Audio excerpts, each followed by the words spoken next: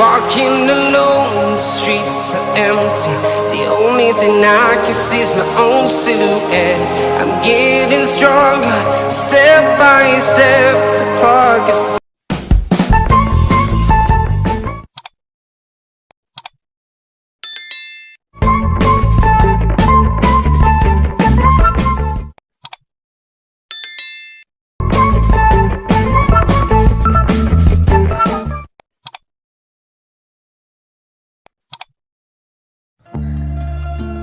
Bab 64. Liburan yang menyenangkan. Araf memegang kamera, mengarahkan pada Radian dan Amira yang duduk berhadapan di perahu mesin. Araf, panggil Amira khawatir. Kalau terus memegang kamera seperti itu, Amira takut Araf akan jatuh. Apalagi perahu berjalan dengan kencang, membelah perairan sebiru langit Pulau Salawati, salah satu pulau di Raja Ampat. Udah Mir, biarin. Tahu-tahu bau Amira dipijit Radian dari belakang. Kamu cuma perlu sedikit rileks, Mir. Aku rileks, seru Amira menggerakkan bahunya agar lepas dari cengkeraman Radian. Namun, cengkeraman Radian di bahunya malah berganti dengan rangkulan mesra. Lepas Rat, seru Amira datar. Radian berbisik, lihat ke depan Mir. Senyum. Harap senang mengabadikan momen ini, jangan buat dia kecewa. Amira mengikuti perintah Radian dan melambai ke kamera. Araf tersenyum tipis. Ini sudah sore, ucap Amira menunduk. Sebaiknya kita pulang.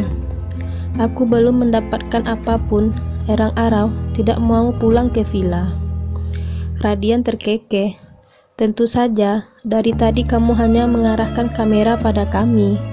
Kalian juga salah satu keajaiban, timpal Araf tersenyum. Ya sudah, ayo abadikan semua ini di kameramu Raf. Sebentar lagi kita harus pulang, suruh Amira membenarkan letak topi pantainya yang melorot. Oke, saut Araf riang dan berjalan menuju ujung perahu. Berdiri tepat di ujung, Araf hanya bersandar pada pagar pembatas dan mengabadikan setiap sudut keindahan pulau Salawati dengan kameranya. Ditinggalkan berdua tanpa Araf yang merecoki, Radian punya keberanian menggenggam jemari Amira yang tergeletak di pangkuan perempuan itu. Radian tahu Amira bakalan menepisnya, tapi dia tidak bisa menahan keinginannya. Namun keajaiban terjadi saat Amira membiarkan jemari mereka bertaut. Kenapa kamu mengajak kami ke sini?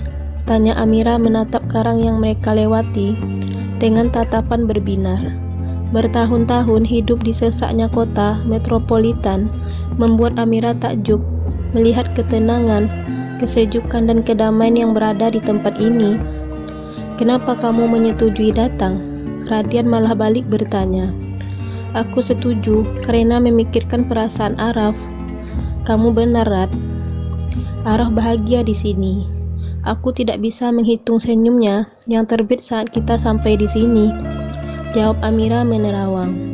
Pikiran perempuan itu dipenuhi senyum menawan Araf yang menghiasi harinya di tempat penuh kedamaian ini.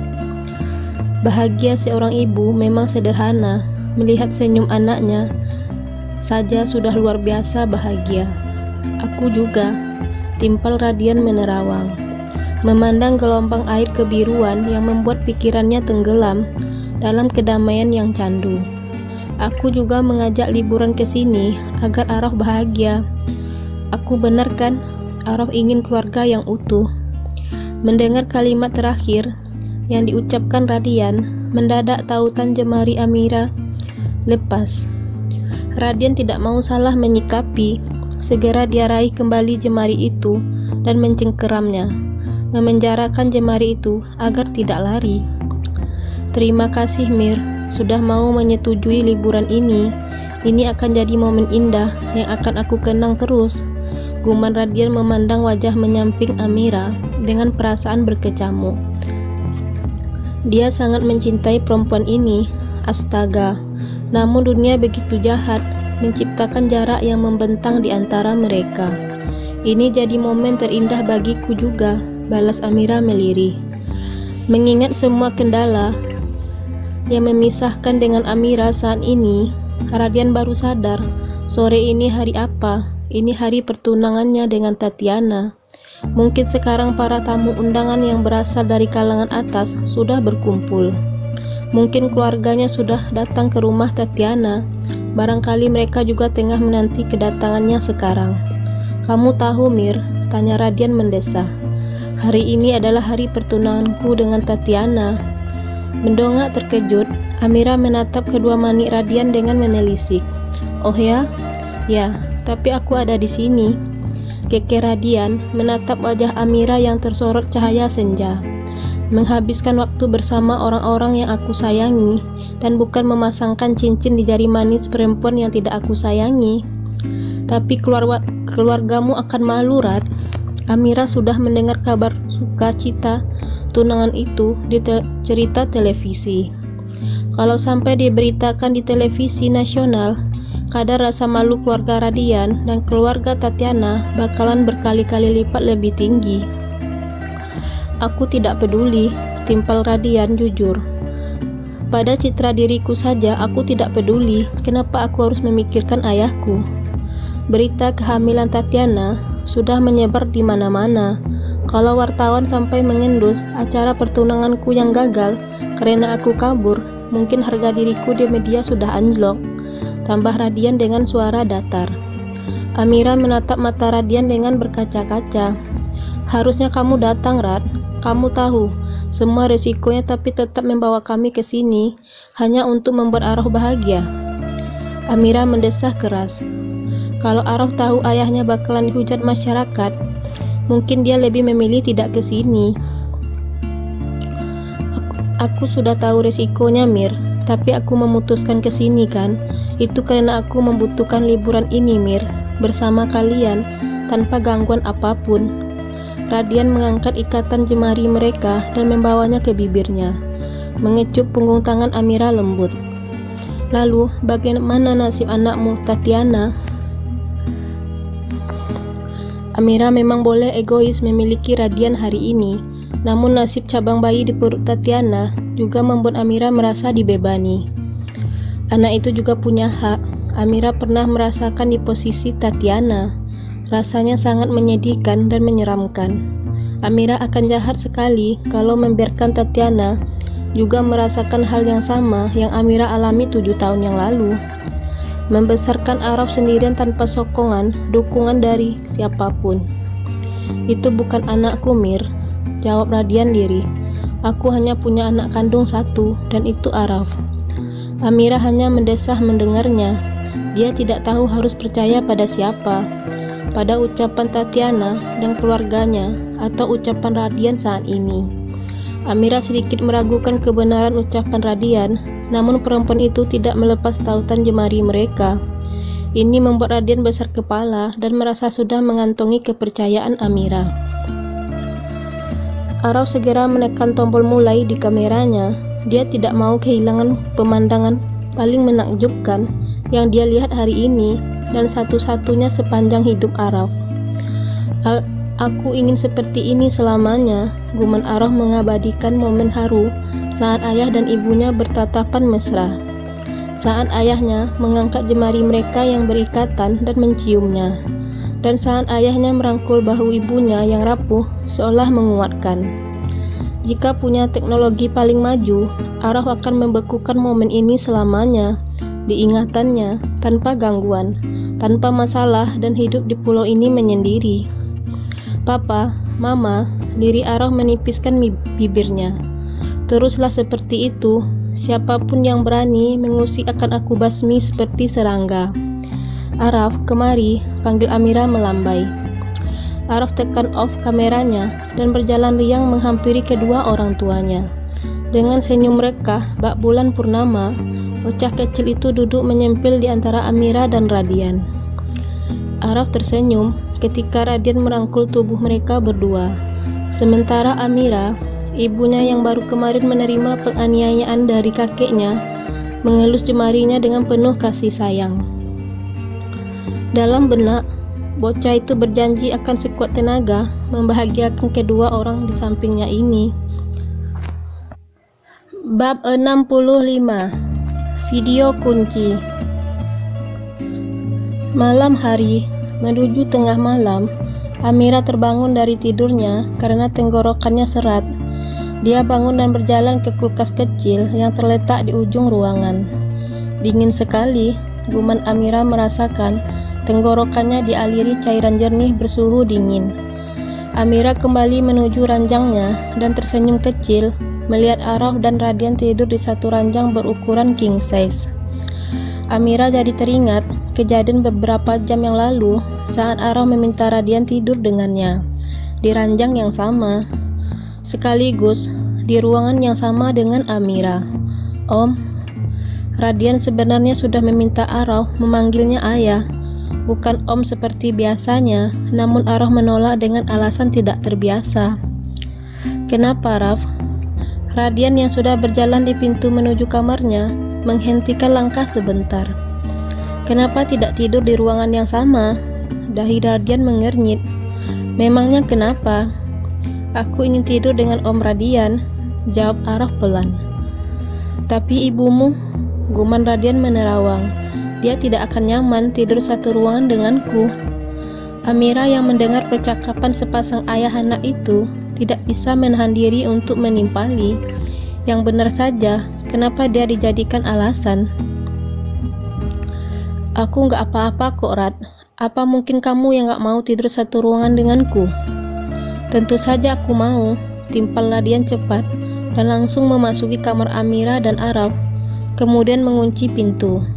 Aku juga ingin tidur dengan putra semata wayangku.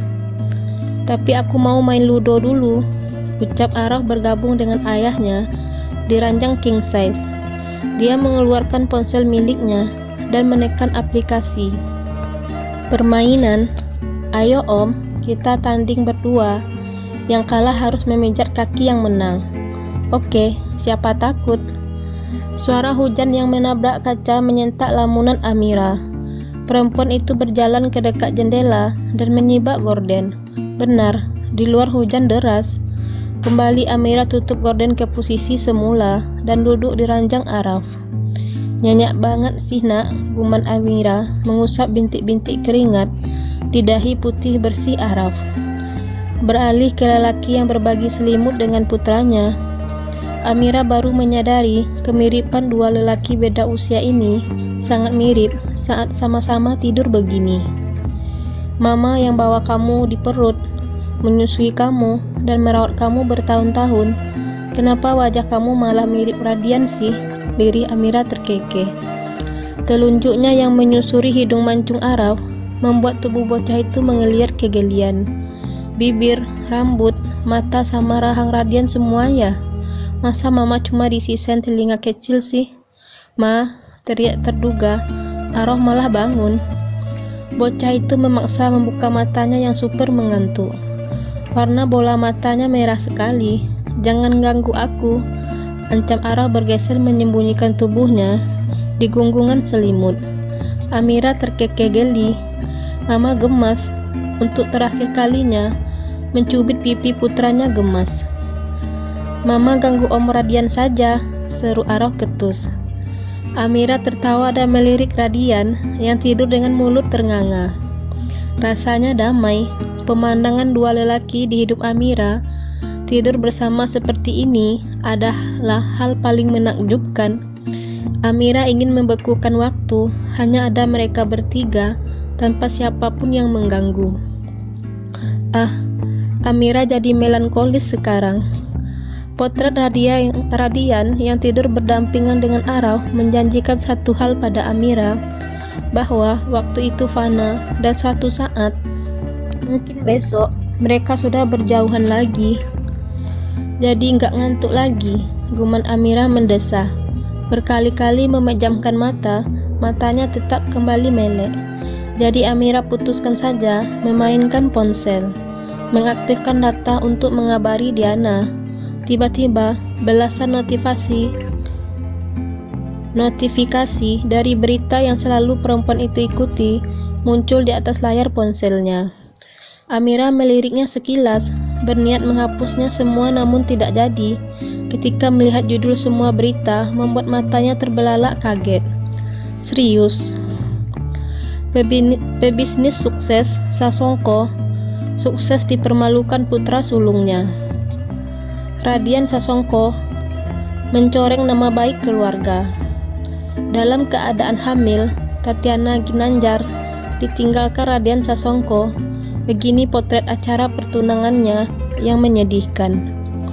15 potret Radian Sasongko, putra pebisnis yang tega, meninggalkan kekasih di acara pertunangan. Begini kronologi acara pertunangan Tatiana Ginanjar dan Radian Sasongko yang gagal diduga karena selingkuhan. Amira membuka semua berita itu dengan jemari mendadak kebas. Ingatannya memudar kembali momen di perahu mesin saat Radian mengatakan sudah tahu risiko mempermalukan keluarganya dengan tidak datang ke acara pertunangannya sendiri.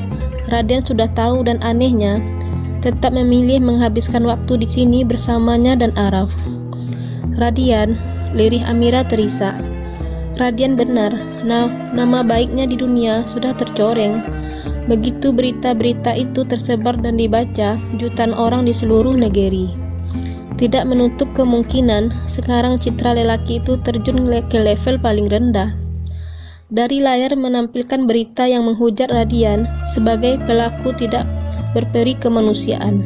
Tiba-tiba, layar ponsel Amira menerima notifikasi pesan masuk dari Pak Nolan, mantan atasan Amira dulu. Amira bingung kenapa mantan bosnya di perusahaan jurnalistik itu mengirimkan sebuah video tanpa kata apapun padanya. Sudah sejak lama mereka tidak bertukar kabar. Amira mengunduh video berdurasi 5 menit itu dan membelalakkan matanya terkejut. Ini tidak mungkin. Keesokan harinya, Amira mengungkit kembali tentang pemberitaan mengenai Radian kemarin pada lelaki itu.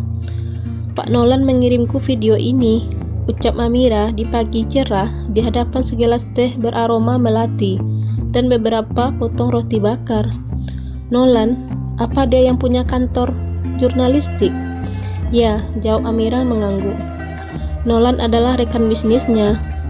Radian bingung kenapa Amira merasa perlu mengatakan informasi pesan Nolan padanya. Mengambil ponsel Amira, Radia tonton video yang dikirimkan Nolan. Nah, kamu lihat sendiri kan Mir? Seru Radian merasa diawang-awang. Video yang dikirim Nolan ternyata video yang menampilkan Tatiana dan lelaki entah siapa sedang menghabiskan malam panas. Entah apa motif Nolan mengirimkan video ini pada Amira. Yang pasti, Radian merasa bahagia luar biasa sekarang. Aku tidak bohong waktu bilang anak itu bukan milikku, tambah Radian lantang. Iya Rad, lirih Amira memainkan kedua jemarinya merasa bersalah. Aku minta maaf karena tidak percaya. Iya Mir. Amira mendongak. Jadi sekarang bagaimana? Video ini nyatanya tidak bisa disebarkan begitu saja tanpa petunjuk yang jelas. Apa aku harus menanyakan motif Pak Nolan mengirimku video itu? Tidak Mir, biar aku saja yang menanyakannya. Dia rekan bisnisku. Aku mengenalnya cukup lama. Oh ya? Oke. Radian pamit pergi. Punggung lelaki itu dijadikan Amira sebagai tontonan penyejuk jiwa. Diam-diam, Amira tersenyum penuh dan bersyukur dalam hati. Kalau Tatiana bukan mengandung anak Radian, ini berarti Amira boleh menguasai Radian sendirian kan? Selepas Radian bertemu dengan rekan bisnisnya dan membicarakan perihal video yang dikirim oleh Nolan, Radian segera menemui Amira kembali. Jadi gimana? Tanya Amira penasaran. Nolan mendapatkan video itu dari karyawannya karena dia tahu kita sedang dekat dia mengirimkannya padamu. Dia sendiri tidak tahu harus berbuat apa pada video itu. Karena berita penghakimanku sedang naik daun. Radian mengacak rambutnya jadi berantakan. Jadinya gimana? Kamu tidak akan membiarkan berita memojokkanmu kan? Cecar Amira. Nolan memintaku mengirim videoku di sini. Dia punya berita baru yang bisa mendongkrak kantor jurnalisnya. Dan kabar baiknya, aku juga bisa membersihkan namaku di sini. Kalau begitu, cepat kirim videonya ke Pak Nolan, seru Amira tersenyum. Pak Nolan selalu bisa diandalkan dalam hal apapun. Aku sudah menyuruh Aroh mengirimnya, timpal Radian balas tersenyum. Akhirnya ya Mir, masalah ini reda juga. Apa kamu senang? Amira tidak menjawab satupun pertanyaan Radian. Perempuan itu malah menghela nafas lega. Terima kasih Rad. Bab 66. Berita klarifikasi.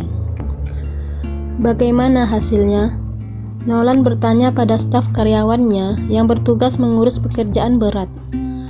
Lelaki berpakaian formal dengan kemeja berdasi di hadapan Nolan menunjukkan kabar terkini berita yang sudah diupload di web resmi mereka. Langsung jadi sorotan Pak, berita kita jadi trending. Bagus, seru Nolan menyeringai. Ini seperti dugaanku, berita yang memojokkan Radian sudah ada di mana-mana. Akibatnya Radian jadi dihujat rakyat Indonesia. Namun tiba-tiba berita kita naik dan merubah perspektif semua orang bahwa Radian yang awalnya jadi pihak antagonis mendadak jadi protagonis. Iya Pak, berita kita membuat masyarakat tahu yang sebenarnya. Nolan menepuk-nepuk bahu karyawannya tersebut dan berjalan menuju ruangannya. Lelaki itu tersenyum puas. Tidak sia-sia juga dia menyelidiki Tatiana yang hamil di luar nikah.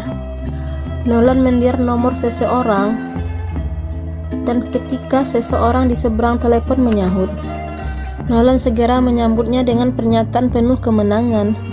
Beritanya sudah naik Rad, aku harap kamu senang. Radian sedang menemani Aroh main ludo, entah untuk keberapa kalinya dengan hasil yang sama. Radian kalah oleh bocah 7 tahun dan mendapat hukuman yang berbeda-beda. Kehadiran Amira yang juga ikut main bukannya membantu malah membuat Radian merasa masa kecilnya sangat payah. Mati, jerit Amira menyenggol kuda milik Radian. Radian mengerang frustasi. Sudah 3 kali kuda miliknya dibunuh di tengah jalan. Lucu dengan ekspresi Radian. Aroh terbahak keras sampai terbungkuk-bungkuk. Kapan aku bisa menang sih? Kerutu Radian kesal. Nanti, ucap Amira cengengesan.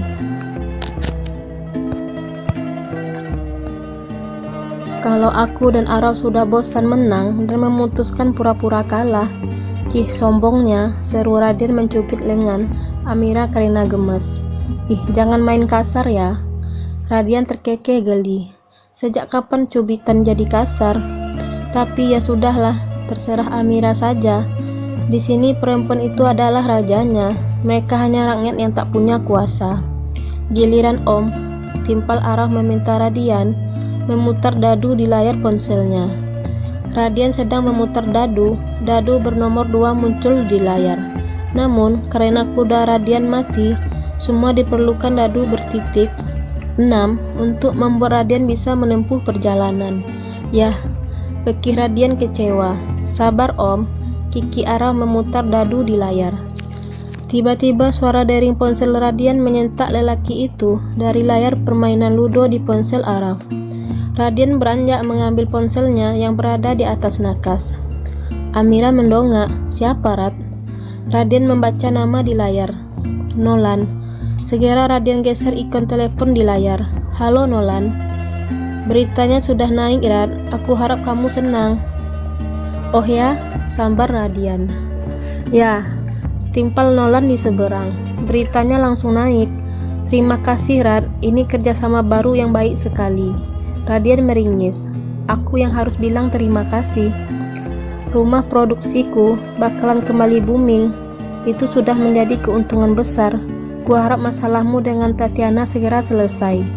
Nolan dengan baik hati mendoakan rekan sesama pebisnisnya itu. Terima kasih Nolan. Selepas bicara seperti itu, Radian tutup sambungan telepon dan kembali bergabung dengan orang-orang yang ia sayangi di ranjang king size. Kenapa? Tanya Amira. Berita yang dibuat Nolan untuk membantuku sudah naik, jawab Radian pelan. Oh ya? Beki Amira antusias. Ayo kita lihat. Apa itu ide bagus? Tentu saja. Amira dengan antusias membuka aplikasi pencarian di ponselnya, mengetik nama media milik Nolan, tempatnya dulu bekerja, juga saat masih ingat namanya. Kenapa kita tidak menggunakan televisi itu saja?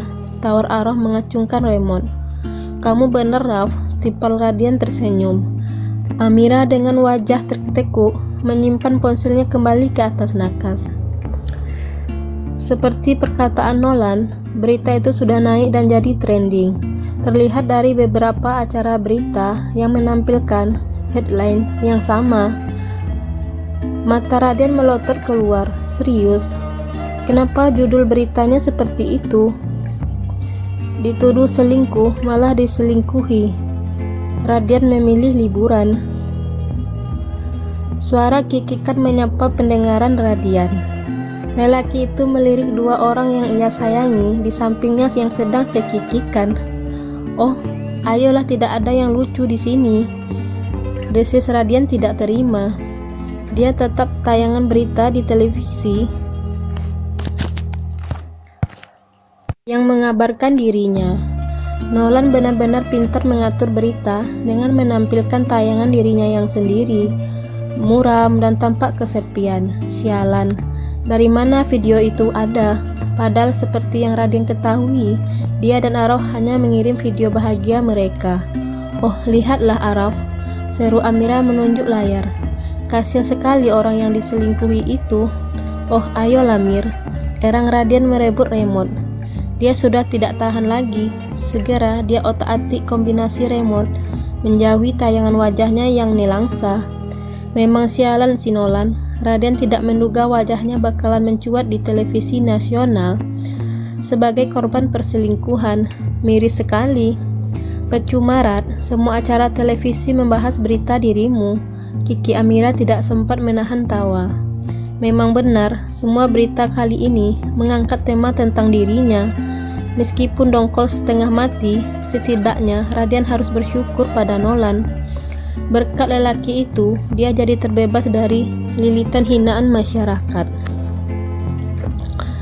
Di tempat lain, di kediaman Tatiana, Kinanjar tengah membaca sebuah koran yang menunjukkan halaman awal berita berjudul "Ini alasan Radian Sasongko kabur dari acara pertunangannya karena diselingkuhi. Tolong jelaskan bahwa berita itu tidak benar dan aku akan benar-benar menghancurkan kantor yang mengupload berita itu pertama kali karena penyebaran berita bohong," bentak Ginanjar, membuat Putri Sematawayang yang tersentak ketakutan. Tatiana sudah melihat berita itu sebenarnya ada di mana-mana, di beranda media sosial saat Tatiana men-scrollnya, di acara gosip selebritis di televisi, dan ternyata sudah merebak di koran. Ayah, lirik Tatiana meringis. Kedua maniknya berkaca-kaca. Kamu harus bilang berita itu bohong, Tatiana. Desis Ginanjar menakutkan. Tatiana merasakan kedua pipinya dialiri sesuatu yang basah. Dia ketakutan setengah mati. Sebenarnya berita itu benar, Ayah. Apa? Ya, Ayah. Tatiana mendongak. Takut-takut menatap manik ayahnya yang serupa bara api, menyala-nyala oleh kemarahan yang memuncak. Berita itu benar. Tatiana, Ginanjar mendesis tajam. Anak yang aku kandung memang bukan milik Radian. Lirik Tatiana terisak-isak. Tapi kamu bilang itu anaknya Radian, Tatiana, seru Ginanjar.